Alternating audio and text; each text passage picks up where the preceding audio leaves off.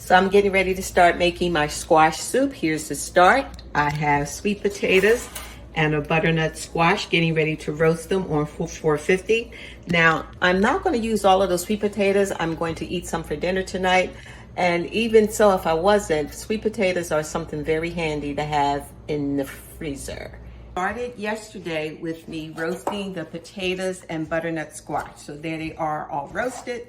And now I simply need to peel the sweet potatoes and the butternut squash. Now I'm not going to use all of these sweet potatoes in the soup. These two I'm going to eat for dinner tonight, one for me and one for hubby. But I am going to peel this now, chop it up. I already have my onions chopped and ready to go. This is one very large onion. So I have the onion ready. I'm going to peel the butternut squash. Now, we are supposed to be not using anything during our 28-day challenge that's already been prepared in the store. And I'm going to deviate from that a little bit because I am using my favorite chicken broth with this. This is all organic, a low sodium chicken broth, and it does make the soup taste so yummy. It just doesn't taste the same without water.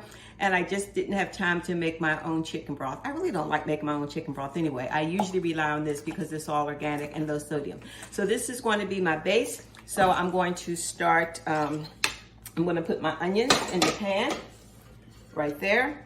Then I'm going to start to peel these sweet potatoes, and I'm going to chop up this butternut squash. Butternut squash is really hard to cut if you try to do it raw, so I always like roasting it to make it a lot easy to chop. So let me get to chopping this up, and I'll show you what it all looks like when I'm finished chopping it up.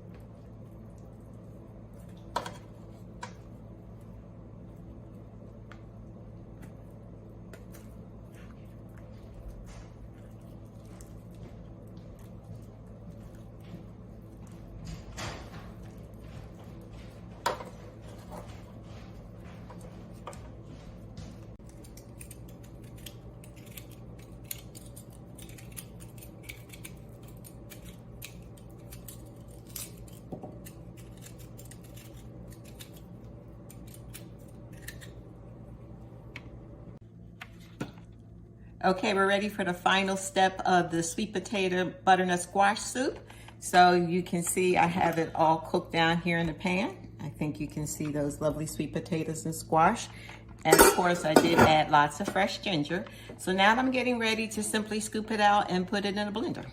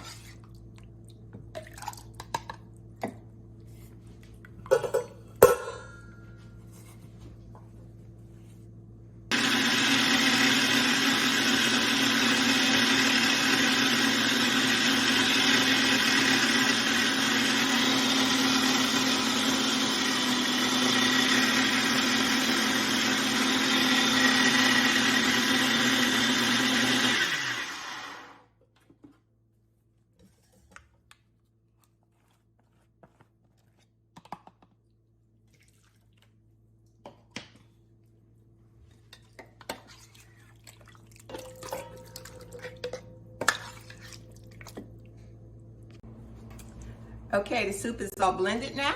You can see it here in this big bowl. I think you can see that beautiful soup. And what I do with this is normally when I eat it, I either add 2 tablespoons or 3 tablespoons of peanut butter or sunflower butter. That bumps up the protein and it bumps up the fat in it, and it makes it satisfying. Sometimes I sprinkle some pumpkin seeds on top of it as well. But then I will freeze it in individual containers like this. Prefer to use glass containers, and yes, they freeze perfectly fine, and it's all ready to go. So when I want a nice hearty soup, I just go in my freezer, plop it in the pan. Folks, keep your foods out the microwave as much as possible. I don't like using microwave. Yes, we have a microwave. I don't live here by myself. I also have a wonderful spouse for 44 years. So I try to keep all my food out of the microwave. But when I heat this back up, I just simply put it in a saucepan, put it on low, and it's ready in about 4 to 5 minutes.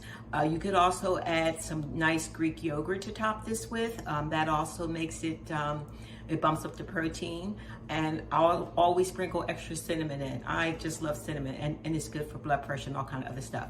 So there you have it. That is butternut squash onion soup. Hope that gives you a nice recipe to add to your real food collection. Take care. Bye-bye.